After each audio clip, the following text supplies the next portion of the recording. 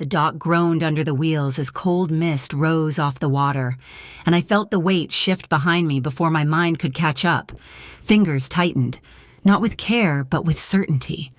And the world tilted toward the lake, gray and waiting.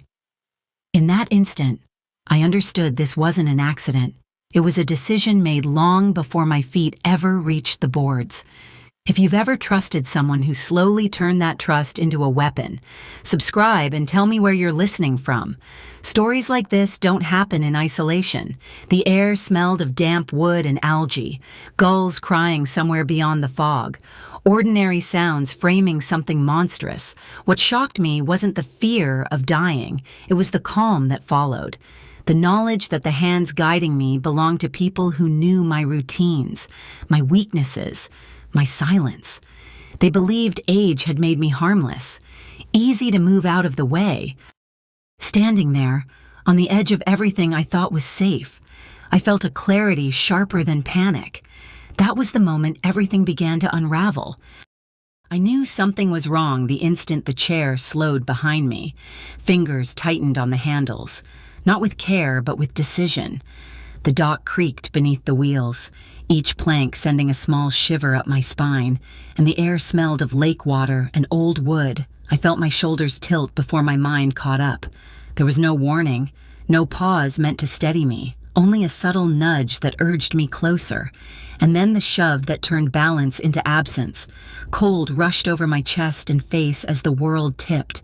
My hair lifted, weightless, while my lungs burned with the shock of it. What struck me then was not fear of dying, it was recognition. The hands that had guided me for months had learned exactly where to push. Under the surface, sound flattened and time stretched, I sensed calm above me, the kind that follows a plan going right. In that suspended moment, clarity arrived with precision that felt almost practiced.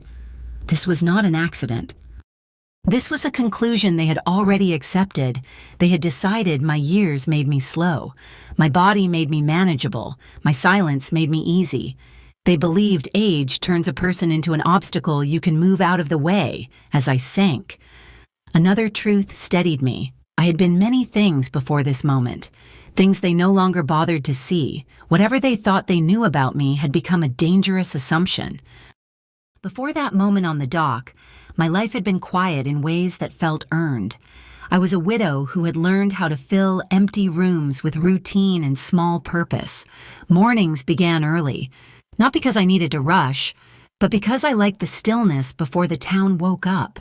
I watered the same patch of flowers, brewed the same pot of coffee, waved at the same neighbors who had watched my hair turn gray one season at a time. I had spent years taking care of other people, first my husband, when his body began to fail him, then family members who always seemed to need one more favor, one more steady hand. Caring became a habit so ingrained I barely noticed when it came at my own expense. Even as my knees stiffened and my balance grew unreliable, I told myself it was nothing worth troubling anyone over. Needing help felt like an inconvenience I should apologize for. I was known for keeping the peace. I forgave quickly, swallowed discomfort easily, and learned how to smooth tension before it had a chance to rise. Conflict felt unnecessary when patience could make it disappear. I believed that harmony was proof of love, and silence was a kind of generosity. Over time, concern from family wrapped itself around me more tightly. Tasks I once handled were quietly taken over, papers were organized for me, decisions were discussed around me, then eventually without me. It all arrived dressed as kindness, as protection, as relief from burdens I was told I no longer needed to carry. I trusted that care meant safety. I did not notice how my world was shrinking, how my voice was being set gently aside, until trust itself became the doorway they learned how to walk through. At first, the help arrived so gently I almost missed the moment it crossed a line. Someone offered to drive me to appointments so I would not strain my knees. Someone else suggested organizing my bills so I would not worry. It all sounded reasonable, even loving. I told myself this was what family was supposed to do when time begins to show itself on your body. Then small choices started slipping out of my hands. A check was written for me instead of by me. A bank statement arrived already opened. Questions I asked were answered with reassurances instead of explanations, each time. I was reminded how tired I looked, how much easier things were when I let someone else handle them. I wanted to believe that ease was a kindness, not a warning. Paperwork began to appear on the table, placed neatly in front of me. Tabs marked, lines highlighted. I remember signing because I trusted the faces watching me, because I was told it was temporary, because I was assured it protected me. I did not notice how often my signature was needed and how rarely my opinion was asked. The more I depended on their systems, the less access I had to my own. Concern became a language used to quiet me. If I hesitated, it was framed as confusion. If I pushed back, it was treated like stubbornness. I learned that disagreeing made people sigh, and agreeing made things smoother. So I agreed more often than I should have. The clarity did not arrive all at once. It came in pieces. A missing document, an account I no longer recognized, a decision already made by the time I heard about it. Slowly, the pattern revealed itself. I was not being supported. I was being managed.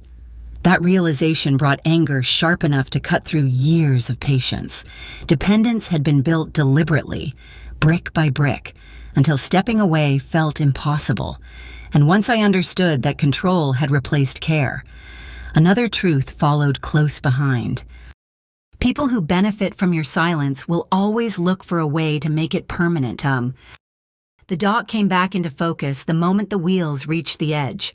I felt the shift before I saw it, the slight change in pressure that told me balance was no longer part of the plan. The boards dipped under the chair, uneven and damp, and my body leaned forward as if the ground itself had decided to give way. The shove was quick and efficient, not angry, not rushed, just enough force to make resistance useless. Cold swallowed me whole as I went over, the lake closing around my shoulders, my chest, my face, my dress pulled downward, heavy with water. And for a split second, my body reacted the way any body would, flailing against shock and instinct. What cut deeper than the cold was the calm I sensed above me. No scrambling footsteps, no gasp of surprise, only the quiet confidence of something planned and finished. In that moment, anger burned brighter than fear. Accidents carry panic. This carried certainty. As I sank, memory rose to meet me. Not words, not thoughts, but muscle and rhythm. Summers spent near water, the way currents move, the way weight shifts when you stop fighting it. My legs ached, my lungs protested, but my body remembered how to turn, how to push away fabric and metal, how to find space where there seemed to be none.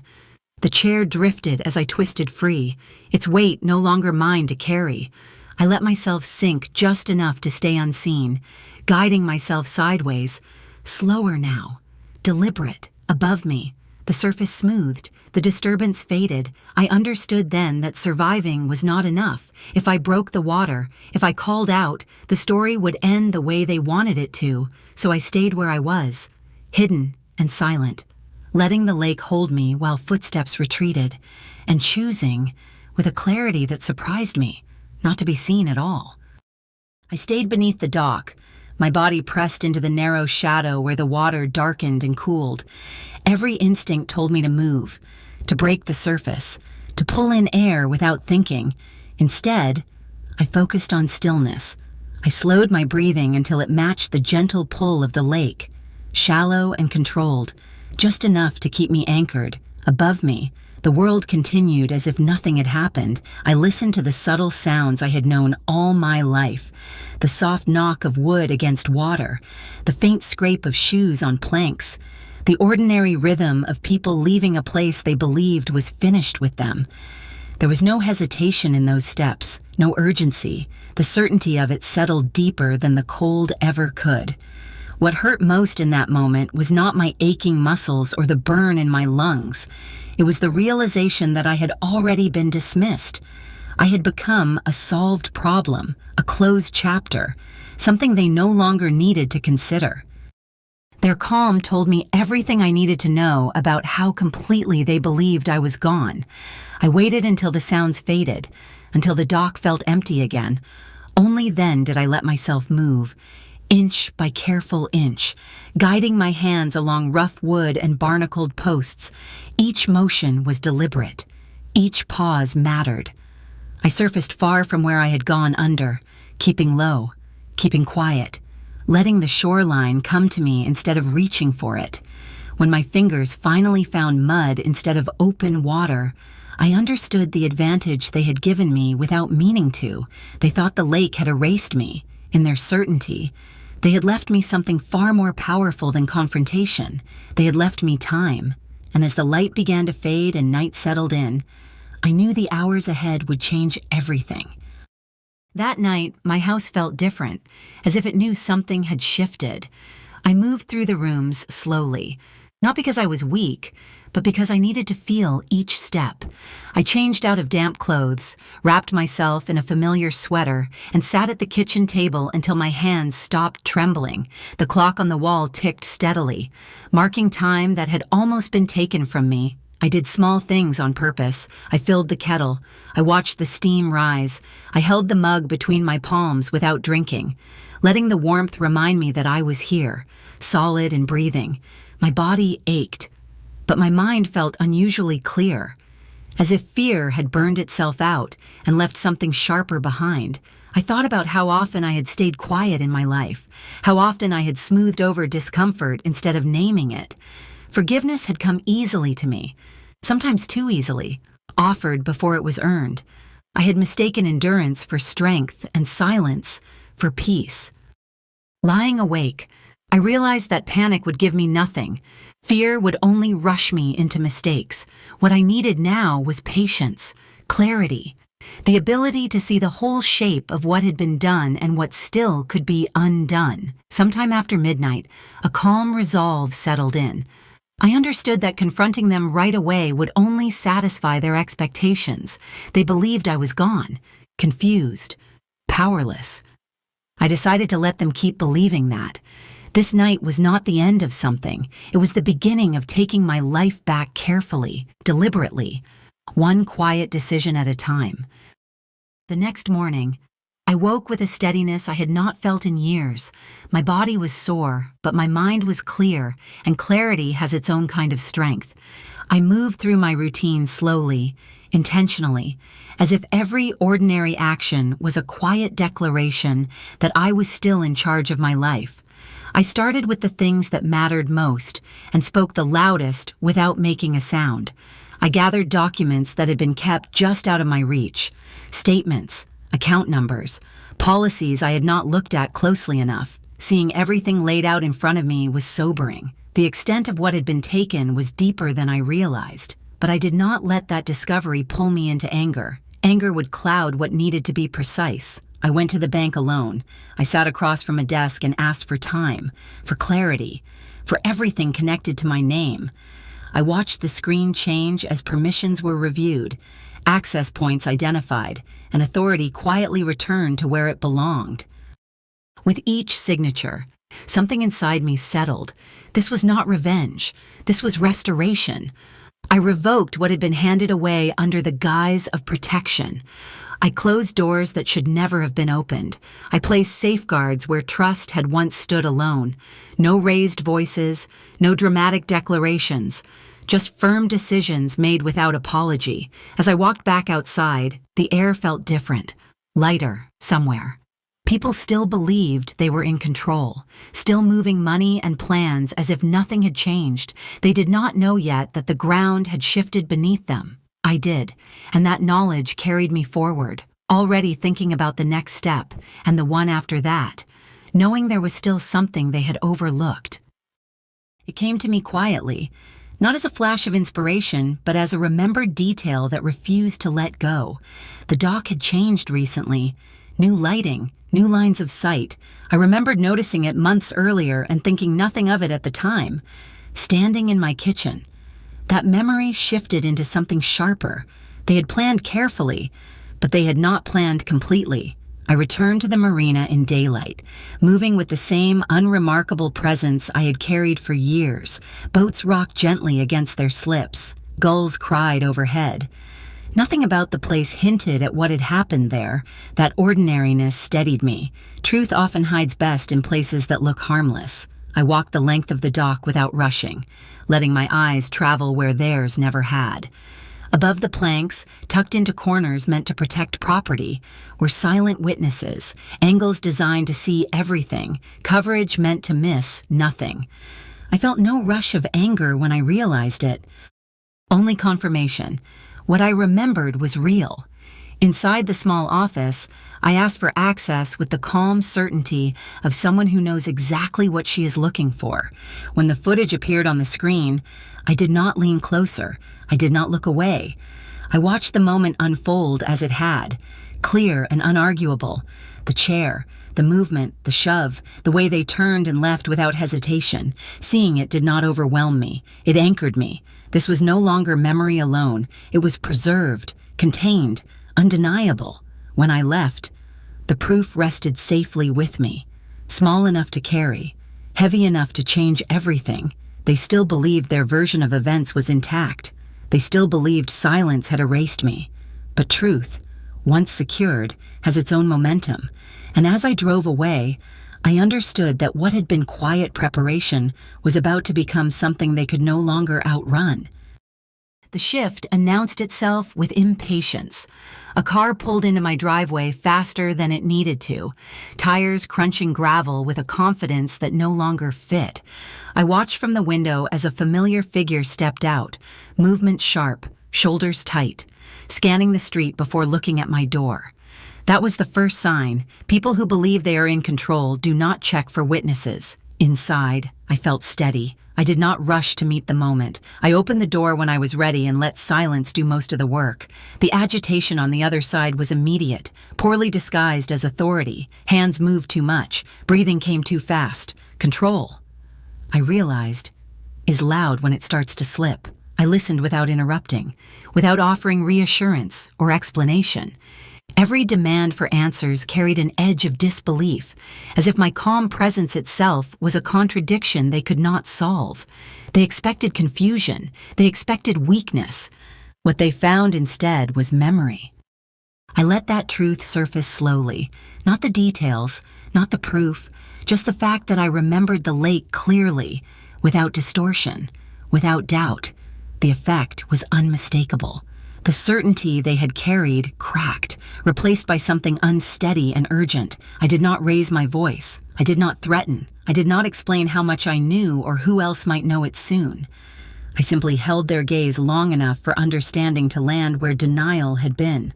Fear has a way of revealing itself when it recognizes timing is no longer on its side.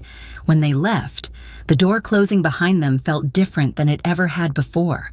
Lighter. Final. Whatever private power they believed they held had already dissolved. From that moment on, this was no longer a family matter or a quiet correction. The path ahead would involve others, systems that do not bend for familiarity. And as I turned away from the door, I understood that justice was moving now, whether anyone was ready for it or not. Justice arrived without drama. There were no raised voices or flashing lights outside my window. It came in measured steps, through reports, signatures, and calm confirmations that what had been done to me was real and recognized. The weight of that acknowledgement settled slowly, like a deep breath I had been holding for far too long. The consequences unfolded plainly. Charges were filed, accounts were frozen. Oversight replaced secrecy. I listened as facts were laid out. Not with satisfaction, but with a quiet sense of relief. What mattered most was not punishment. It was the certainty that the truth had not disappeared the way they believed I had. Not everyone faced the same outcome. Some actions met the law directly. Others slipped through its narrow definitions, protected by silence and proximity. That imbalance was harder to accept than I expected. I learned that justice often draws lines that do not match the full shape of harm, and that accountability does not always reach every corner it should. There was grief in that realization. Grief for the family I thought I had. Grief for the choices that were made and the moments when intervention could have changed everything. Silence, I understood, can be just as destructive as action, even when it carries no legal consequence. Still, something essential had been restored. My name was cleared. My voice was returned to me. The system did not heal what was broken between us, but it did something necessary. It stopped the harm from continuing. When the process ended, I did not feel victorious. I felt steadier. Justice, imperfect as it was, created space, and in that space, I could finally begin to think about what it would mean to live again, not as someone defined by survival, but as someone free to choose what came next. After everything settled, the quiet felt different. It no longer carried tension or waiting. It felt open, like space I was finally allowed to use. Mornings became gentle again. I noticed light through the windows, the sound of birds, the simple relief of moving through my day without bracing myself for interruption or doubt. I made one decision that surprised even me. I chose to change my surroundings, not because I was running away, but because I wanted a place that held no memory of fear. I let go of rooms that had absorbed too much silence. I packed slowly, touching each object long enough to decide whether it belonged to my future or my past. Something stayed, a watch that reminded me of steady love, a chipped teacup I had carried through decades of ordinary afternoons, a quilt sewn by hands that once held mine without condition. Those pieces grounded me. The rest, I released without guilt. Letting go felt less like loss and more like making room. There was one person I allowed close again, someone who listened without taking over, who stood beside me instead of in front of me. That quiet support mattered more than grand gestures ever could. It reminded me that trust does not have to be loud to be real. Over time, safety stopped feeling like something fragile I had to defend. It became something I lived inside. I chose my routines. I made my own decisions. I rested when I needed to and spoke when it mattered. Rebuilding was not dramatic. It was steady. And as my life took shape again, I began to understand that what I reclaimed was more than peace. It was ownership. And that realization carried a meaning that reached far beyond my own story. One I felt ready, at last, to share. What this experience taught me is simple, but it took a lifetime to learn. Your life does not become smaller just because you grow older. Your voice does not lose value because you have been patient, kind, or quiet. And care that costs you your dignity is not care at all. For a long time, I believed keeping peace was the same as being safe. I believed love meant enduring discomfort and trusting without question. What I learned instead is that boundaries are not cruelty. They are clarity. They are how we honor ourselves when others will not. If you are listening to this and feeling overlooked, controlled, or slowly erased in ways you cannot quite name, I want you to hear this clearly. You are allowed to take your life back. You're allowed to change your mind. You're allowed to protect yourself. No matter how late you think it is or how many people benefit from you staying silent, strength does not always look loud or dramatic. Sometimes it looks like patience. Sometimes it looks like preparation. Sometimes it looks like choosing yourself quietly, one decision at a time. Thank you for sitting with my story and carrying it with care. It matters more than you know. If any part of this resonated with you, I would love to hear from you. Have you ever had to reclaim your life or your voice later than you expected? Tell me in the comments. I read every one, and your story deserves to be heard too.